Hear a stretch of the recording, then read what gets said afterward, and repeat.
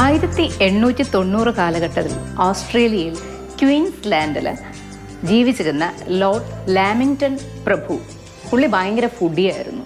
അപ്പോൾ പുള്ളിയുടെ പേരിലുള്ള ഒരു കേക്കുണ്ട്, അതാണ് ലാമിങ്ടൺ കേക്ക്. ലാമിങ്ടണിൻ്റെ കൊട്ടാരത്തിൽ ഒരു മെയ്ഡുണ്ടായിരുന്നു.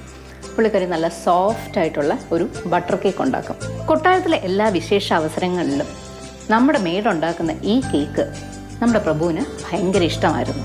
അപ്പോൾ മാത്രമല്ല, ഈ പ്രഭുവിന് ഒരു സ്വഭാവമുണ്ട്. പുള്ളിക്കാരൻ നല്ല ഫുഡിയാണ്, അതുപോലെ ഫുഡിനെ റെസ്പെക്റ്റ് ചെയ്യുന്ന ഒരാളുമാണ്. അങ്ങനെ ഒരു ദിവസം നമ്മുടെ മെയ്ഡ് കേക്ക് ഉണ്ടാക്കി. അതും ഈ പറഞ്ഞ കേക്ക് തന്നെയാണ്, നല്ല ബട്ടറി ആയിട്ടുള്ള സ്പഞ്ച് കേക്ക്. പക്ഷേ ഫുഡ് കഴിക്കാനിരുന്ന സമയത്ത് ഈ കേക്ക് എന്ത് ചെയ്തു, ഒരു ചോക്ലേറ്റ് സോസിലോട്ട് അങ്ങ് വീണുപോയി. അബദ്ധത്തിൽ സംഭവിച്ചതാണ്. ചോക്ലേറ്റ് സോസിൽ വീണ ആ കേക്ക് കണ്ടപ്പോൾ പ്രഭുവിന് അത് കളയാൻ തോന്നിയില്ല. പുള്ളി പറഞ്ഞതെന്ന് വെച്ചാൽ, ഈ കേക്ക് ചോക്ലേറ്റ് സോസിൽ വീണപ്പോൾ നമ്മൾ കയ്യിൽ പിടിക്കുമ്പോൾ ഇച്ചിരി മെസ്സി ആയിട്ട് തോന്നും, അതുകൊണ്ട് അതിനെ റോൾ ചെയ്തെടുക്കാൻ പറഞ്ഞു.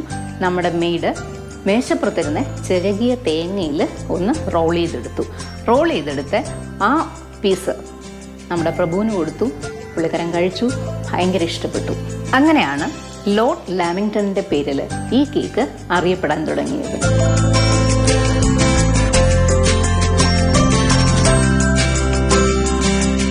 ഈ ക്രിസ്മസിന് ലാമിങ്ടൺ പ്രഭുവിൻ്റെ പേരിൽ പ്രസിദ്ധമായ ലാമിങ്ടൺ കേക്ക് തന്നെ നമുക്കുണ്ടാക്കി ആഘോഷിക്കാം. എല്ലാവരും ട്രൈ ചെയ്ത് നോക്കുക. വളരെ എളുപ്പമാണ്, മാത്രമല്ല പെട്ടെന്ന് നമുക്ക് തയ്യാറാക്കി എടുക്കാനായിട്ടും പറ്റും.